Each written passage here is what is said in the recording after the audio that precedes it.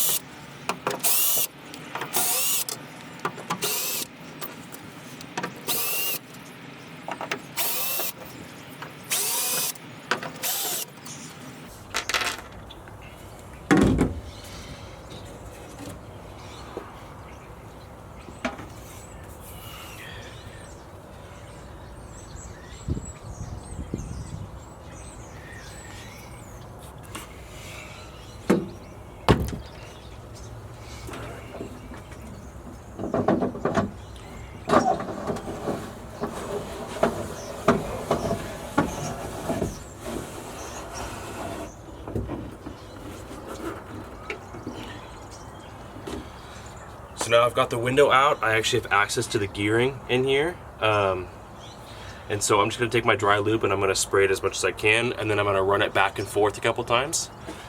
And then I'm gonna run it back and forth a couple times up and down and just try to see if it helps it to stop binding. So I found this stuff, some dry lube, and I saw that it was supposed to help with this.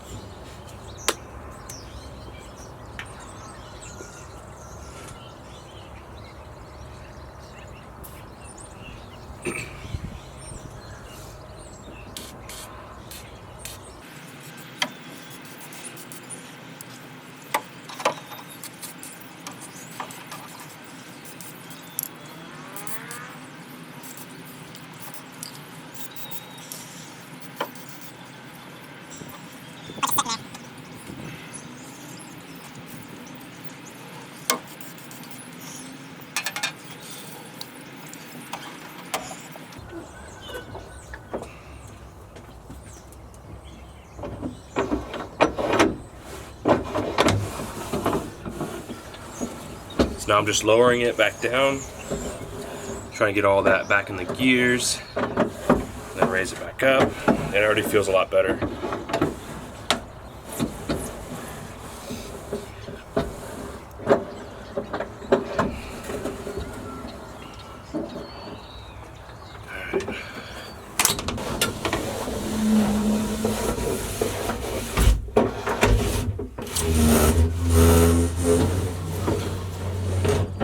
Yeah, so that's like 10 times better. Before I had to keep going like this, I was pulling it up along the way to release some tension.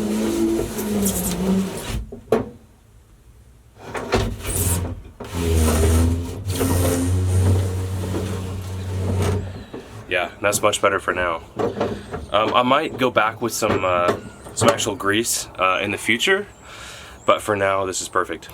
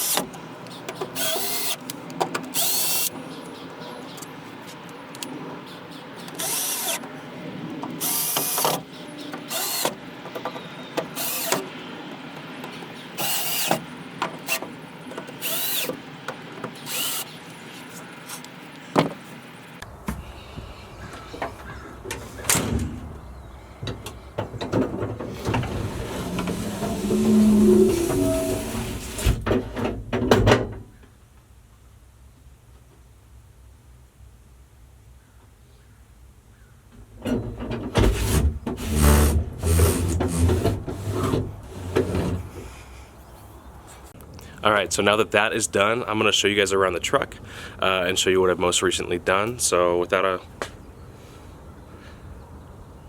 what was I going to say? Well, anyway, here, I'll show you now. Alright, so as you can see, I've added some lights. I added these front, they're sort of like fog lights, they're more of a high beam constant, and then also some ditch lights.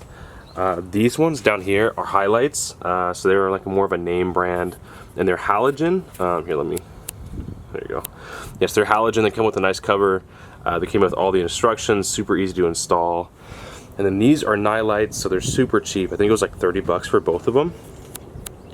And these I kind of hate, so I might either take them out or off or mount them up on the A-pillar. I got this universal mount that works on hoods. It just helps to protect it. It's just basically like a clamping mechanism. But I think I can get it to work up here. If I can lengthen the wires, then I might do that. But I don't know, I really don't like the look of it compared to the rest. I got the halogens because they matched. They are the, what's it called? The Black Magic 500 ones. So they have a black housing instead of chrome like normal. So they look dark, which is really nice. And it doesn't quite match, but the halogen is the style that I wanted. And I just wanted to keep with the era. And I just think that these are too new school. And then I'll show you all the wiring I did for that. If I can do this with one hand. Let's see, I can't, just a second. Okay. So let me adjust the brightness here. So all this wiring, it looks kind of messy from here. But it's all here, nicely condensed. What I did is I got a fuse box, I got a breaker box, and then the light kits both come with relays. So these are the relays, and then basically I have a positive wire, a ground, and then everything's run through the fuse box. It just makes it super safe and super easy for me. I know where everything is and located, and then I can also like label the fuses. I think it's a 6-gang fuse panel, so I could have up to 6 accessories. Overall, I really like it. It's been super reliable. I haven't had any issues. Everything turns on when I want to. Everything turns off when I want to. There's no shorting. I haven't had any electrical fires yet. So far we're all good. All right, and moving out to the back. This is probably my favorite modification I've made so far. It's just a platform to put all of my utilities, any of my camping gear. I can also, I can tie anything down, so I put down these tie downs. And they're actually super secure. I haven't had any issues so far. I got my spare tire down below. That was the whole point of doing a setup like this. I also have my tools and my tool bag. I can put my high lift in the jack. I'm gonna screw it to that wall. I don't know if you can see. There are mounting points on the base. I think if you had like a base accessory, but they have holes, so I'm gonna get some bolts to run through that. And then I have these wings that fold up. Right now I don't have much in them, just some tie downs.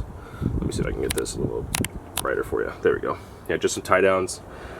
And then on this other side I have some recovery gear. And I have a little a bottle opener my sister gave me. It's actually not gonna work there, I have to move it, but it's fun. So in here I got some tie downs, or some recovery stuff. I've got a snatch strap. I've got 2 air compressors, maybe some other stuff in there, I can't remember. Yeah, so this is the back. I'm super stoked with how it turned out. It's not professional grade at all. You know, I just kind of did it quick and dirty painting. I sanded most of it, but not all of it, just because, you know, it's something in the trunk, and I use this kind of like a work truck sometimes, and it's gonna get beat up anyway. Like you can already see, it's got a bunch of scratches, and yeah, but overall I'm super happy with it. So inside the truck I haven't really done a whole lot.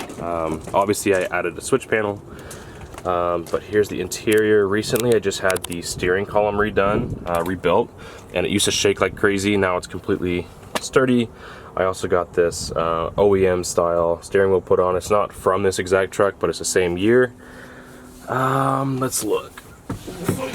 I've got this awesome mount for my phone. I think it's called a MagSafe. It's actually been super secure. I can add a link in the description. Let's see. Yeah, so like this thing can shake around all at once and it's not going to do anything. It hasn't moved yet, and I have quite a few bumps around where I live. And then lastly, I've added in this switch panel. It's not completely secured in, it's just kind of sitting here. I have to notch it out. I have to notch it out for this. Even though it works, I think it would just look better if I notched it. And then I put both the lights, so I have this one is going to be the front, the fog lights slash the driving lights, and then this one is the ditch lights, and then this is actually switched to my Uniden Bearcat 885 CB radio, and so now I just have it run straight to here. I flip this on, and then it's accessorized, and then I just turn the power on and it's good to go. So I'm super happy about that. Not much to complain about here. The interior, some of it's held up pretty well with the dye. The seats have done really well. I'm super impressed with the seat dye. The carpet still looks like a mess. I have a little bit of finishing to do, but honestly it's not really going to get much better. It's just kind of how it is. And then the door dye worked okay. You can see on this side I have quite a few like rock chips. Quite a few rock chips and, you know, just overall wear and tear that's happened to it. So yeah, I'm pretty happy with the interior. Obviously it's never going to be like a show car. It wasn't meant to be a show car. It was meant to, I mean, it'll never be a show car. It was never meant to be. It was just meant to be something fun for me to have and work on, and take off road occasionally. So I think overall there's nothing for me to really complain about. There's always a few things that like I want to change and I want to update, but really it's just, you know, I have to get in the mindset of like being happy with what I have. I think that's something that our generation really struggles with, as far as just like we're so overstimulated by things that it's so easy to want more, when in reality it's not what we're called to be. Like I was saying, I don't really have a whole lot planned for the Blazer at this moment. I'm actually starting to work on my wife's car. She's got a 2013 Impreza, so I'm going to start making some videos on that. I recently just painted the wheels, or rubber dipped them, whatever you want to call it, and then put on some rain guards, so it looks really cool. And I'm excited to add that to the channel. But yeah, thank you guys so much for watching. You know, please like, comment, and subscribe if you guys enjoyed this video, and I'll see you in the next one. Bye.